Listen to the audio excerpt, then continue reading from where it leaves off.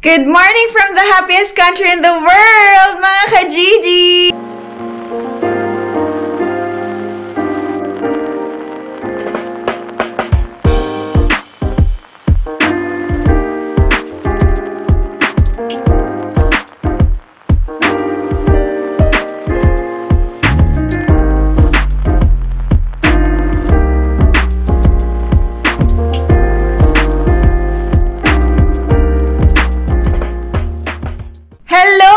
Gigi, isang magandang tanghali from Finland. Balitaan ko na ang Finland ay ang happiest country sa buong mundo for 7th year in a row, mga ka-Gigi.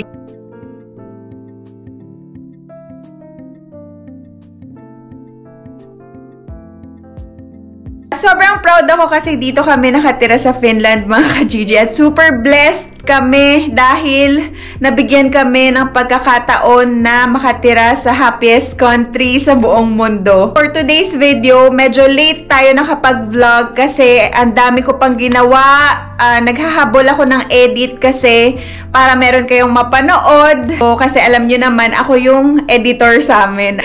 Ako lang nag-edit ng videos namin. Pero sabi ni Ken, kung gusto ko daw mag-hire na kami ng editor. Pero kaya ko pa naman, mga ka-Gigi. Laban lang tayo ng laban. Kakayanin natin, syempre. So, mga ka-Gigi, ngayon, walang daycare si Ziki. Sarado yung daycare nila. Kaya, andito siya sa bahay. Nandun siya sa loob ng room. Tapos, ito, kakain tayo ngayon ng niluto ni Ken kahapon. May work kasi ako kahapon. So, ngayon, ko lang matitikman. Nagluto siyang sinigang, mga ka-Gigi. Yung inuwi niya na pork ribs, ginawa niyang sinigang. Ayan, mga ka-Gigi. Ito. So, pinainit ko lang, ayan o, yun, ribs, mga ka-Gigi. So, sinigang na ribs. Nagsaing na rin tayo. May bawas na kasi ito nga, kakain nga ako. Papakainin ko rin si Ziki. Ito pala, mga ka-Gigi, bumili rin si Ken ng buko juice, coconut juice. Siguro para sa akin to.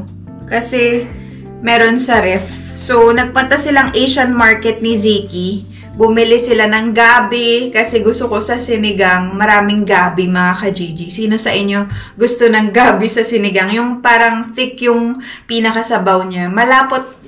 Yung malapot ba yun o malabnaw? Alam niyo, mga ka-Gigi, parati ako nalilito sa malapot tsaka sa malabnaw. Hindi ko alam kung ano yung, minsan naisip ko, hindi ko alam yung difference niya. Hindi ko alam yung pagkakaiba niya. Nalilito ako kung malapot ba yung thick or malabnaw ba yung thick. Ganon, mga ka-Gigi. So, comment down below kung ano ba. Hindi ko talaga matandaan. So, yun yung gusto ko. May gabi. Bumili siyang gabi. Tapos, sabi niya, meron daw siyang nakita na parang kangkong, substitute sa kangkong. Kasi dito, mga ka-Gigi, mahal daw yung kangkong. Sabi ni Ken, nasa 6 euros daw yung kangkong. Tapos meron siya nakita. Nakalimutan ko yung tawag eh. Kung anong gulay yun. Yun yung nilagay niya. Tapos bumili siyang buko juice. Ganito yung buko juice dito, mga ka-Gigi. Ayan o, coconut juice. Ayun, kumakain na ako. Kaya nandito yung camera kasi low bat pala, mga ka-Gigi. So, charge ko muna. So, mag-charge muna tayo. Tapos, kain na rin ako. So, si Ziki, pinapakain ko siya ng sinigang. Medyo tagal kumain si Ziki kasi ang tagal niyang umuya, mga ka-Gigi. Kaya, medyo mahirap pakainin tong batang to. Painom ko na rin siya ng vitamins niya. Yung vitamins niya, mga ka-Gigi, is tiki-tiki. So, ubos na naman. Kailangan ko na naman mag-order kay Ate Annabel. Yan, shout out kay Ate Annabel. Si Ate Annabel, mga ka-Gigi, siya yung nagbebenta ng mga beauty product. Yung iniinom ko na kape, yung Lux Slim Cafe Macchiato, sa kanya ko rin in-order. Tsaka itong tiki-tiki. Hiyang dito si Ziki, mga ka-Gigi, sa tiki-tiki. Kesa sa Celine. Tapos, ito, mga ka-Gigi, papakita ko sa inyo yung art na ginawa ni Ziki. Ayan. So, kada meron silang ginagawa sa Paivakoti or sa daycare ng mga art. Kasi meron silang iba't ibang activities dun. Nilalagyan ng teacher ng, ayan o, Ziki, kung kailan niya ginawa. Ginawa to ni Ziki noong January 23, 2024. Ayan, mga ka-Gigi. Tapos, nilalagay lang to dun sa pinaka-locker ni Ziki. Tapos, kukunin ng parents. Ayun. Tapos, ganito. Sa age nila, art na to. Kaya, very, na-appreciate namin ni Ken. Gusto nga ipa-frame ni Ken itong art ni Ziki. Ayan. Shinare ko lang sa inyo para makita nyo kung ano yung ginawa ni Ziki sa daycare.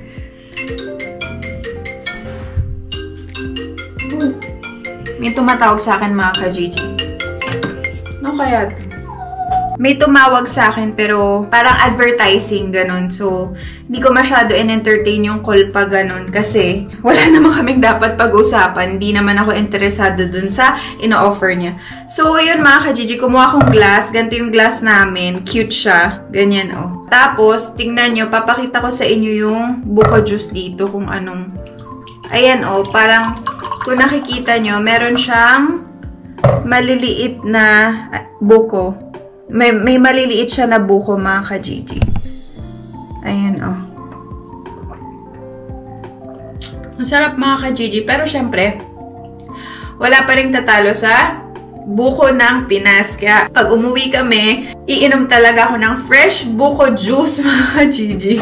Ito kasi, hindi to galing ng... Ito ay gawa sa Thai Agri-Foods Public Company Limited. So, gawa to sa Thailand, mga ka-Gigi. Kaya yun, masarap din naman siya, matamis, pero mas gusto ko pa rin talaga yung lasa nung atin. Ipauwi na si Keng galing work, tapos pagkadating ni Keng, ako naman yung aalis. Ganun yung ginagawa namin pag walang daycare si Ziki. Nabanggit ko kanina na sarado nga yung daycare ni Ziki. Pagka ganun, pagka sarado yung daycare, syempre, meron 2 options. Yung isa, huwag mo dalhin yung anak mo sa daycare. Pangalawa, pwede mong dalhin sa daycare pero ililipat nila sa ibang daycare, mga ka-Gigi. Ayoko naman nun kasi syempre, hindi naman kilala ni Ziki yung mga teachers doon, ganun, kung ililipat siya ng ibang daycare na naman. So, baka ma-confuse siya, kaya pag ganito, minimake sure ko talaga, pag sarado yung daycare nila, kami nag-aalaga ni Keng. Kung ako man, ako yung sa umaga, tapos siya sa hapon, mga ka-Gigi. Kasi nga, ang pasok ko parate is panggabi ako, tapos si Keng pang umaga siya. Si Keng kasi naka-fix na siya, yung pasok niya 7 to 3 p.m. ng hapon. Tapos, after 3 p.m. lang ako pwede mag-work kapag katapos na siya mag-work. So, ako yung nag-a-adjust sa schedule namin. Pero, usually, minsan, nakaka-uwi naman siya ng maaga, like mga 2 p.m. Nakaka-uwi naman siya maaga kasi maaga rin siya pumapasok, mga ka-Gigi. Ayun. So, ganun yung buhay sa abroad, ganun. So, parang diskarte nyo na lang yung mag-asawa kung paano nyo parang aayusin yung schedule nyo. Itong mga nakaraang araw, parang hindi na kami masyadong nakikita ni Keng kasi pag pauwi siya, papasok naman ako, tas pag uwi ko, tulog na sila, tas gano'n na naman kinabukasan. So, parang hindi na kami masyado nagkakasama. Kaya, sabi ko sa kanya na miss ko na sila ni Ziki, gano'n. Pero, syempre, gano'n talaga, tiis-tiis lang mga ka-Gigi para sa future natin. Eto. Ito si napakalambing na bata.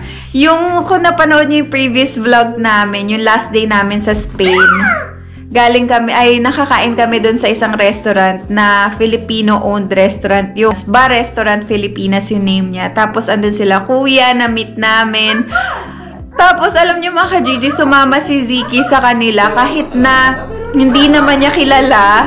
Tapos ang lambing kasi kinikis niya, tapos hinahug niya. Sobrang lambing talaga si Ziki, mga ka-Gigi. Kung makikilala niyo siyang bata, sobrang sweet niya. As in, mayat-maya, nakahug sa'yo yan, nakakiss sa'yo yan. Tapos nagulat ako kahit di niya kilala, kinikis tsaka hinahug niya. So, ang dami sa comment section na nagsasabi na sobrang lambing daw na bata ni Ziki. Which is totoo, mga ka-Gigi. Sobrang malambing talaga siya. Feeling ko naman niya sa akin yun, mga ka-Gigi, kasi malambing rin ako. Ayun. So, ngayon, iintayin lang natin si Keng. Tapos, kakain yun for sure. Kaya iinit ko na naman yung sinigang. Kasi, usually, hindi nakakakain si Keng sa work. Kasi, sobrang busy nila. Kaya, minsan, nag-aalala ko dun. Kasi nga, napapabayaan niya na yung sarili niya. Kasi, sa sobrang busy, wala na siyang time kumain. Ayun si... Ayun si ka-Gigi Keng, mga ka-Gigi. Kakauwi niya lang, tapos pinapainit niya ngayon sinigang kasi hindi pa siya kumakain. Hindi ka pa kumakain, Daisy. Long time. Sabi ko nga sa kanila, hindi pa nakakakain eh. Ayan. So, iniinit ko na ulit yung sinigang, mga ka-Gigi. Tapos ito yung sinaing natin. Paghahainan ko muna tong asawa ko. Ay! Wala nang buksan. Wala bukas. Ito mga ka-Gigi yung sinasabi ni King na pang substitute sa kangkong. Ano tawag dito, babe? Sa gulay? Choy-sam daw. Ayan.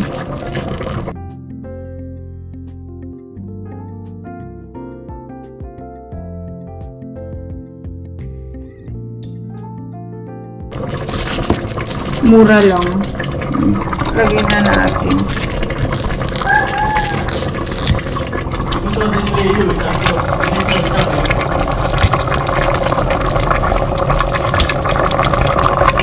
Hugas na yan mga ka-Gigi. Huwag kayong mag-alala. Hugasan na natin yun.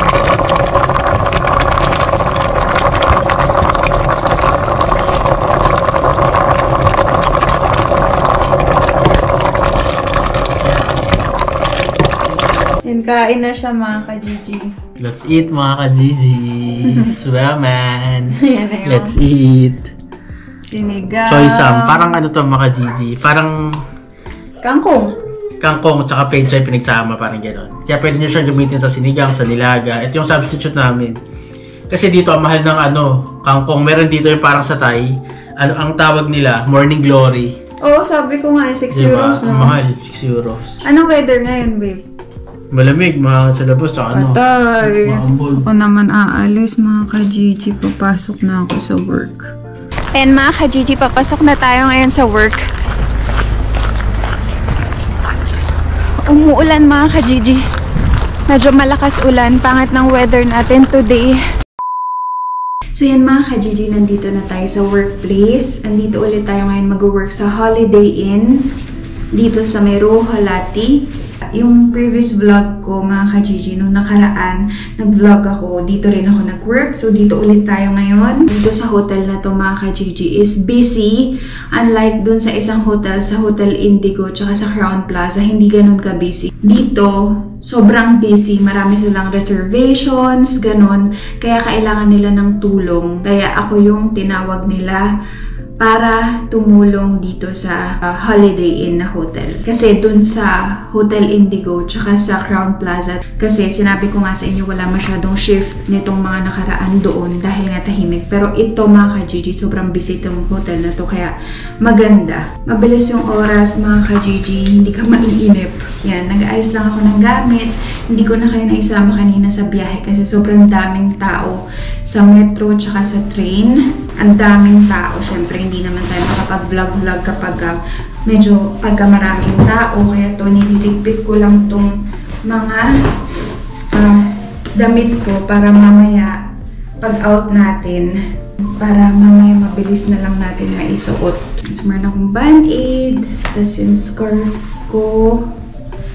Tapos, ito, yung susi. Saan yung susi natin?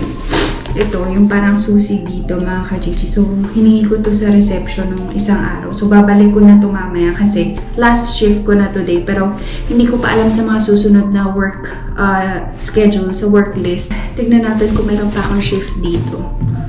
So, yan. Key, cellphone, susi, hindi naman natin kailangan.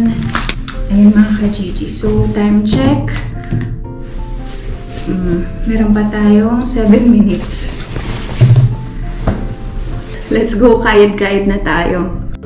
So mga ka-Gigi, meron kami reservation. Plated siya. 17 people.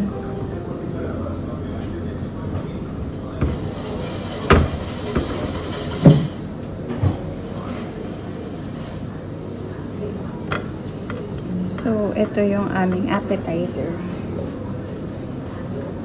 Appetizer, mga ka-Gigi. Appetizer. Kale to. Kale. And then tomatoes. Cherry tomatoes.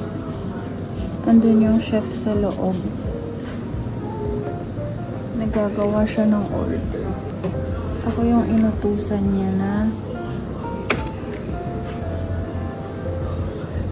gumawa neto.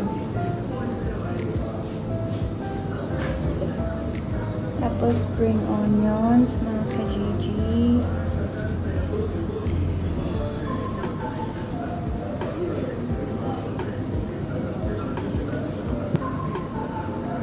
spring onion.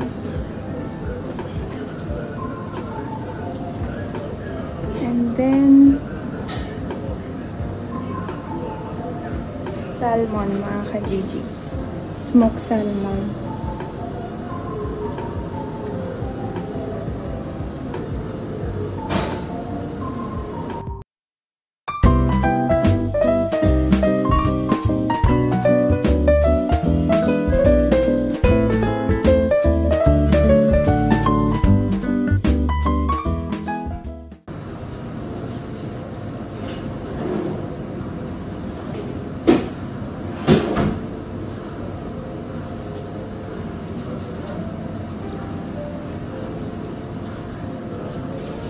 So, matrabaho to mga ka-Gigi kasi ikaw yung magpa-plating. Hindi na lang sila nag-buffet. Ayan. So, 17 guests tayo ngayon. 17 guests mga ka-Gigi. Appetizer pa lang to ha. Meron pang main course tsaka dessert.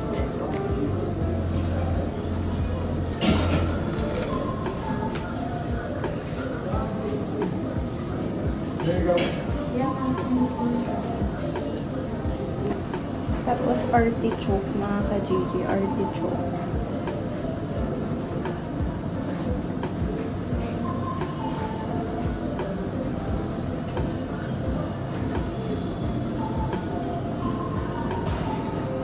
Tapos yung pinaka-sauce niya mga ka-Gigi, lemon olive oil.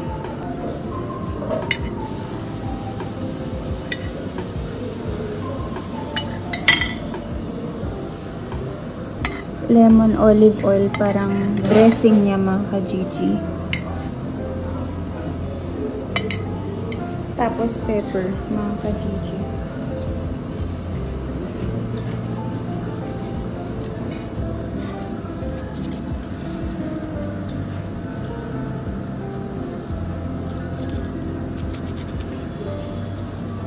How are we doing? Almost there. Yeah, I think so.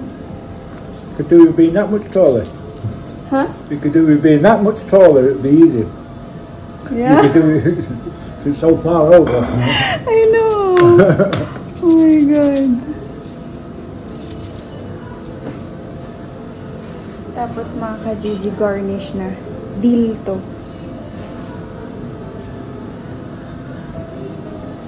Oh. That was 17, yeah? Yeah. 4, 8, 12. Yeah. Oh my god. I'm nervous. I know. Let's go. Sometimes I do it when I'll count things and I get a different number every time I count. Yeah, exactly. Oh my god. Why is it like that? I don't know.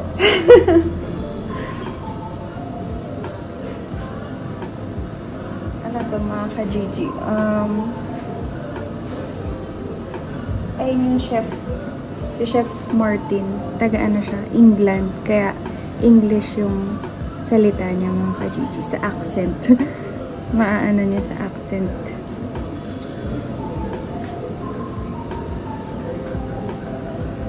Ayan. So garnish na tayo. Maraming arte pag mga ganito. Pag full course meal, mga ka-Gigi, ganito talaga. May mga garnish. Ang daming mga ano, arte-arte. Ganun mga ka-Gigi. Ayun. Matatapos na tayo. So, meron pa ang main course. Simula pa lang ito mga ka-Gigi. Appetizer pa lang ito. Ayan. So, bilangin natin. 4, 8, 12, 16, 17. Kasi mga ka-Gigi, 17 dapat. 17 na plate. Tapos linis-linis lang tayo ng konti sa plate. Kailangan presentable yung plate natin. Syempre kasi main course to eh. I mean, ano siya?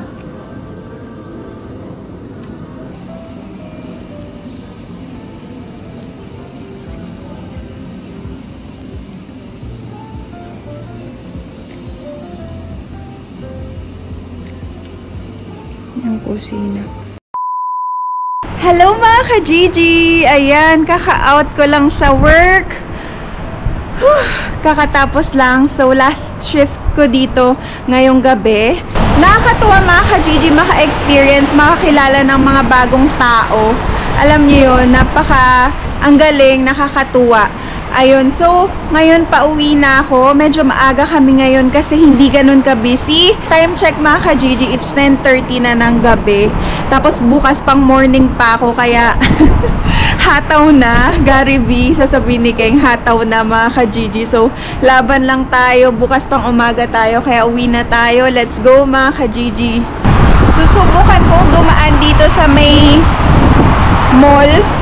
Kaupakescos Ruhalati mga ka-Gigi kasi nakalagay dito 24 hours. Tignan natin kung bukas pa para shortcut to eh. Tignan nyo naman ang dilim.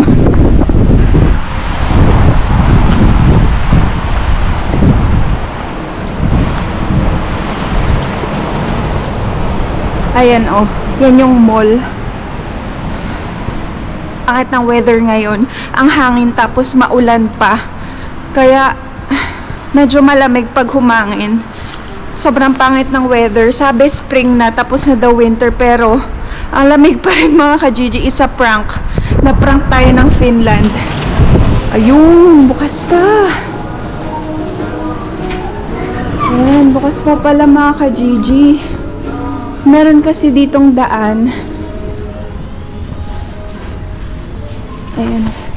Bukas pa nga. Pero sarado na yung mga shops. Ayan oh. Diyan tayo lalabas. Pero yan oh, itsura niya dito. Ang cute oh. Make the world a better place.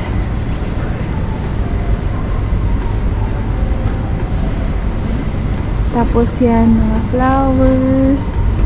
Ang ganda. Plantita. Pang plantita mga ka-Gigi. Yan. Ito yung sinasabi ko sa inyong mall. So, dito na tayo sa yan. Lalabas na tayo mga ka-Gigi.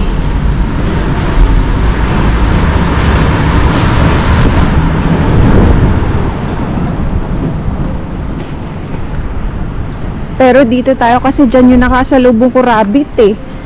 Dito tayo dadaan. Baka nakasalubong natin dun eh. Ayan mga ka-Gigi. Tapos ayun na yung metro oh.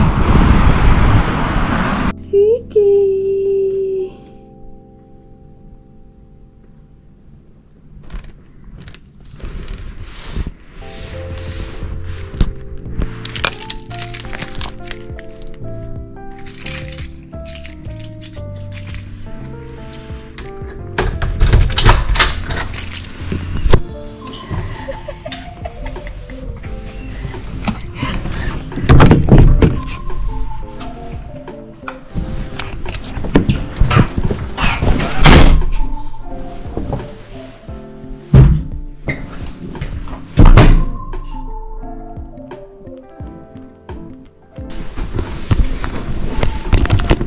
Ito na ako sa bahay mga ka-Gigi. Gising pa. Gising pa yung magtama. Abutin na lang. Naabutan ko pa silang gising.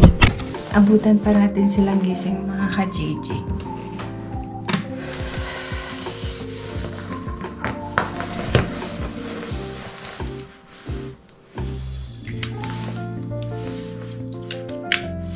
The next day. So, yun nga mga ka-Gigi. Tumawag ako ng emergency kasi si Ziki nagising ng alas 3 kanis ng madaling araw. Tapos, iyak siya ng iyak. Nangangati yung buo niyang katawan. Tapos, pagkita ko ang pula-pula. Tapos, ginising ko si King.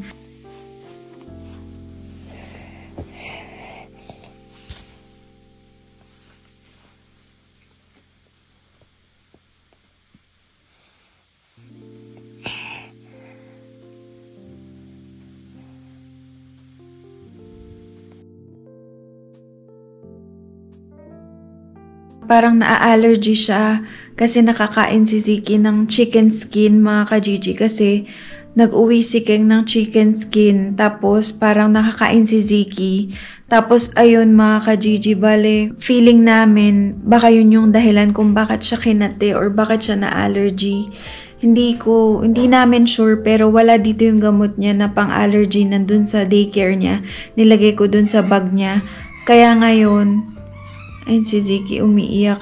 Kaya ngayon, pinapabili ko si Keng ng gamot sa pharmacy, pero hindi ko alam kung saan meron bukas mga ka-Gigi, kasi alas 3 pa lang na madaling araw dito. Grabe. Alas 3 pa lang na madaling araw. Awang-awa ako kay Ziki kasi hindi talaga siya makatulog dahil nangangati talaga siya. Sobrang nangangati talaga siya. Tapos umabot na dito sa pinaka niya sa labas ng mouth.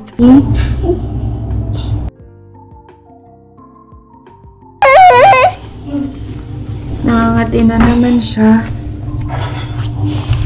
Can you see ba?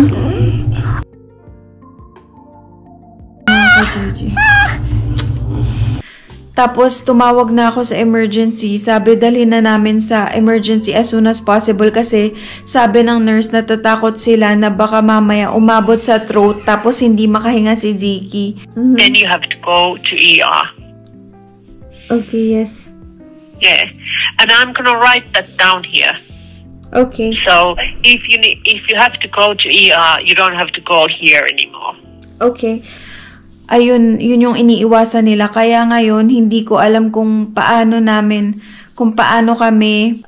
Basta mga ka-Gigi, grabe, hindi ko to in-expect. Tapos may pasok pa kami bukas pareho. Tapos nakakaawa talaga, hindi ko alam. Tapos yun, pinapadala na sa amin sa emergency si Ziki. Kasi nga baka hindi makahinga. Ayun mga ka-Gigi, babalitaan ko kayo kung ano pa yung mangyayari.